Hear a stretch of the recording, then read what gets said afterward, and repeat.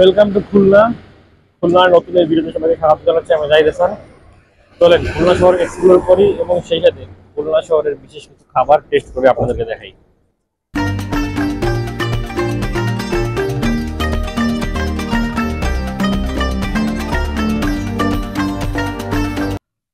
খুলনা শহর ভ্রমণে যারা আসবেন তাদের সবার প্রথমে এই জায়গাটাতে আসা উচিত।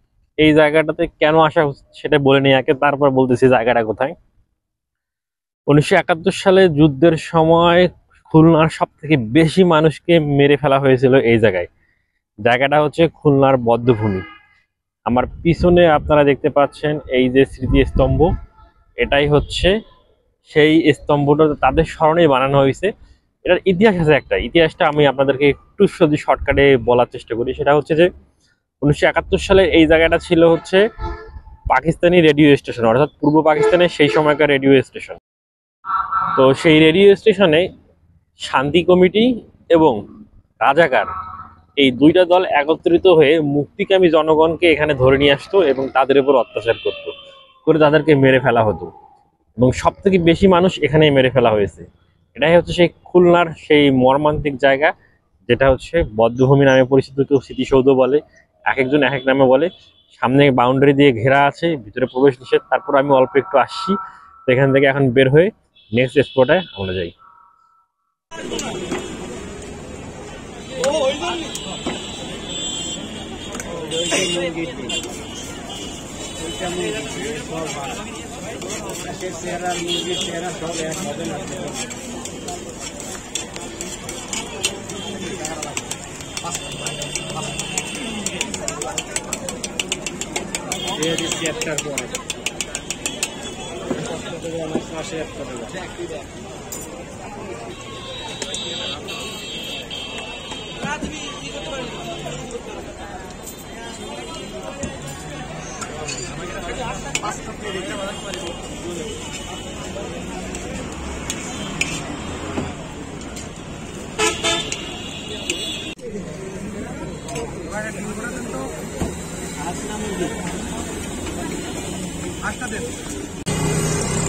সেই ডিমগুলো খাইতে আসলাম, এত জঘন্য স্বাদ।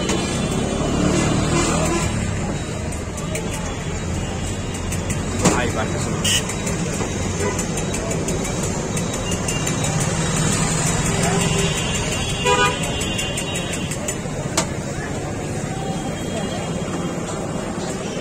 বিশ্বাস করেন আর না করেন, খুলনা শহরে আসার পর আজকে ডিমগুড়া খাইলাম। এর যা জঘন্য রকমের স্বাদ, এর থেকে বাসায় বানানো ডিম ভাজি ভালো আছে। আর অনেকে বলবে আমার মুখ নষ্ট হয়ে গেছে। আসলে ভাই ডিম গুঁড়া আসলে কিচ্ছু নাই, ডিম ভাজিরই একটা গুঁড়া ভার্সন। রাজহাঁসেরটা তাই বলে 200 টাকা নিতে হবে, এটা কোনো কথা? যাই হোক, খেয়ে হতাশ।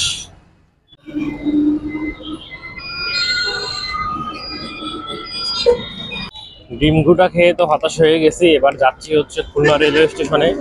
আপনারা জানেন যে খুলনার নতুন যে রেলওয়ে স্টেশনটা হয়েছে সেটা বেশ সুন্দর দেখতে, সেটা এখন দেখবো আমরা।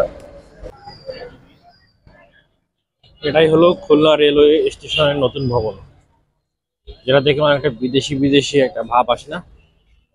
দেখেন তো সবাই, মনে হচ্ছে যেন বিদেশে কোনো একটা জায়গায় চলে আসছি, খুলনা রেলওয়ে স্টেশনে। আর এই যে এগুলো হচ্ছে প্ল্যাটফর্ম। আমার কাছে তো বিল্ডিংটা বেশ ভালোই লাগে। খুলনা রেলওয়ে স্টেশনের বিল্ডিংটা কিন্তু আসলেই তো। তো এখন এখানে দেখার মতো কিছু নেই, জাস্ট বিল্ডিং এর ফ্রন্ট লুকটা আছে। আর এখান থেকে তো জাহানাবাদ এক্সপ্রেসের ভিডিও ইতিমধ্যে আপনারা দেখে ফেলেছেন। চলেন এখন আমরা অন্য একটা ডেস্টিনেশনে যাই।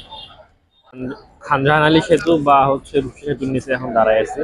পিছনে যে সিঁড়ি, এটা দিয়ে আমরা এখন সেতুর উপরে উঠবো। চলেন উপরে উঠি। এই সেতুর বৈশিষ্ট্য হচ্ছে সেতুর মাছ দিয়ে আপনারা চাইলে উপরে উঠতে পারবেন। এই জন্য খুব সুন্দর করে সিঁড়ি বানানো আছে। হলুদ আলোর এই যে ঝলকানির মধ্য দিয়ে আমরা এখন খানজাহান আলী সেতুর উপরে উঠতেছি সিঁড়ি বেয়ে। তো ভালো, অন্য কোনো সেতুতে এরকম আমি দেখি নাই আগে কখনো। তবে রাতের বেলা কেন আসছি, এটা একটা বিশেষ কারণ আছে। কেননা রাতের বেলা এই রূপসা সেতুর উপর থেকে খুলনা শহরকে খুবই সুন্দর দেখা যায়। হুম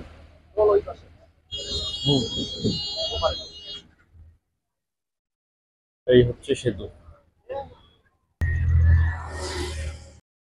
এই সেতুর আর একটা বৈশিষ্ট্য আছে, সেটা আপনাদেরকে দেখাই। ওই সাইডের যে লেনটা দেখতেছেন, ওই গাড়িটা গেল এখান দিয়ে, বড় বড় গাড়িগুলো যায়। তার পাশে দেখেন এই যে ছোট্ট একটা লেন করে দেওয়া আছে, এখান দিয়ে রিক্সা টিক্সা এগুলো যাওয়া আসা করে, মোটরসাইকেল। মানুষ হেঁটে যাওয়ার জন্য এই যে আরেকটা পার্ট। সামনের দিকে যাই, এখান থেকে নাকি খুলনা শহরকে অনেক সুন্দর দেখা যায়। এই যে রূপসা সেতু আর রূপসা নদী, এই যে নদীর এই এই পাশ দিয়ে কিন্তু সুন্দরবনে যাইতো। দিনের বেলা হইলে ভালো বুঝতে পারতেন, কিন্তু সেতুর সৌন্দর্য দেখানোর জন্য রাতের বেলা আসছি, তাই আসলে রাতের ভিউটাই দেখেন আপনারা। প্রচুর পরিমাণে মানুষজন এখানে ঘুরতে আসে, আপনারাও আসবেন।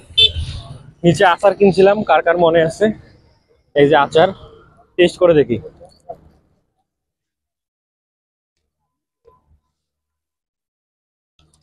দারুণ টেস্ট, ভালো লাগছে এটাকে।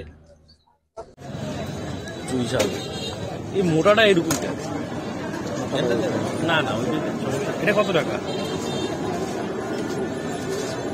কয় টাকা বাবা? 200 টাকা। এত তাহলে কম না? একটু আর কিছু আছে না না আর কিছু মোবাইলে কত?